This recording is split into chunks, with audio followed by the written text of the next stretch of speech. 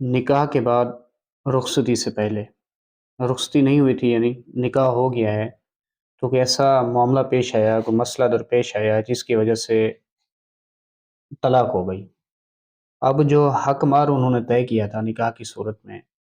اور وہ طلاق بھی پہلے ہو گئی رخصتی سے، کیا وہ حق مہر ادا کرنا پڑے گا یا نہیں ادا کرنا پڑے گا مرد کو؟ رخصتی سے پہلے اگر طلاق ہو جائے تو اس صورت میں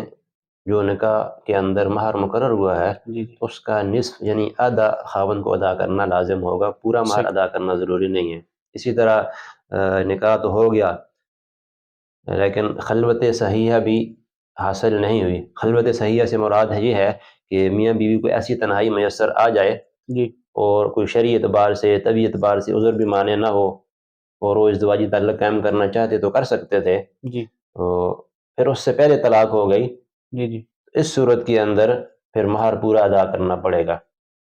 یا صحیح، ایک صورت اور یہ بھی ہے کہ نکاح ہو گیا، جی رخصتی بھی ہو گئی، جی لیکن ابھی تک خلوت صحیحہ حاصل نہیں ہوئی، جی،